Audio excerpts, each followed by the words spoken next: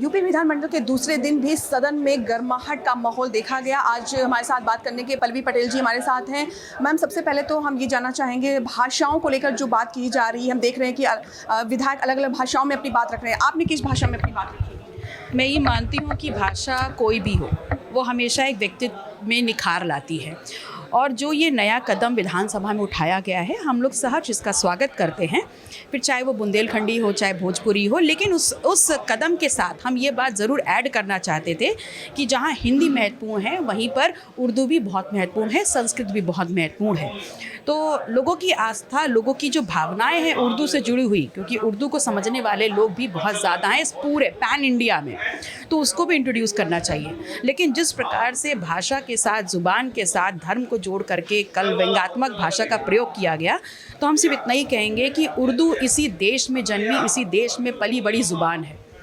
और बड़ी विडंबना है कि उर्दू के जो अस्तित्व है, उसको जो तथाकथित भारत के पैरोकार हैं, जिस प्रकार से उस पर विरोध प्रदर्शन कर रहे हैं, वो कहीं ना कहीं उर्दू का विरोध भारत का विरोध है, भारत की संस्कृति, इतिहास और साझा विरासत का विरोध है। योगी आदित्यनाथ ने कहा कि महाकुंभ में इतना बताना, उसका गुणगान करना क्या गलत है?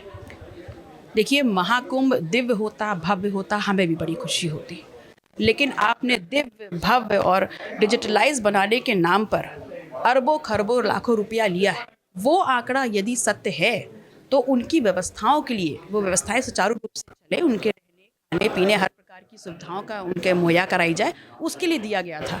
आप पार्किंग की बात कर रहे हैं, आप बात कर रहे हैं टेंट सिटी की, आप बात कर रहे हैं एआई की। तो अगर एआई वहाँ पर था तो अब तक आपने 56 करोड़ डुबकी लगाने वाले लोगों का आंकड़ा बता दिया।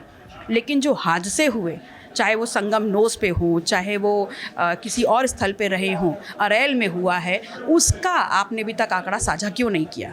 आप पार्किंग की बात कर रहे हैं, लेकिन आप इस बात की बात नहीं कर रहे पार्किंग से आम श्रद्धालु जो 30-30 किलोमीटर पैदल चल के आया, उसके पैर के छाले भी आप देख लें कि किस प्रकार की व्यवस्था आपने दी है। आप बात कर रहे हैं सिटी टेंट की, तो उस सिटी टेंट का किराया कितना है, उस पर खर्चा कितना है? प्रति टेंट का लगभग 20 से 25 हज़ार। तो क्या ये एक आम आदमी की जेब खर्चा वहन कर सकती है? ये हमारी पहुंच से बाहर है। तो वो टेंट का इस्तेमाल कौन कर रहा है? उन टेंट का इस्तेमाल कर रहे हैं अडानी, अंबानी, बिरला। जब ये लोग उसका इस्तेमाल कर रहे हैं तो व्यवस्थाएं हमारे लिए कैसी हुई? आपने तो वीआईपी कल्चर ला करके सीधे सीधे वर्गीकरण कर दिया, आस्था का भी वर्गीकरण कर दिया आपने, और फिर आप कह रहे हैं कि सब व्यवस्थाएं सुचारू रूप से चल रही हैं। एक आखिरी सवाल मैम, पिछली बार आप सत्र के दौरान आपको बोलने का मौका नहीं दिया गया, जिसकी वजह से आपने प्रदर्शन भी किया था। क्या इस बार आपको अपनी बात रखने का मौका मिला? देखिए, अभी तक तो फिलहाल मौका नहीं मिला है, लेकिन मैं आशान्वित हूँ कि अहम मुद्दे जो है उस पर मैं अपनी बात सदन में ज़रूर रखूँगी। शुक्रिया। बने रहें Newstar 7 मीडिया के साथ। हमें फॉलो करें YouTube, Instagram, Facebook और Twitter पर। मिलते हैं अगले वीडियो में।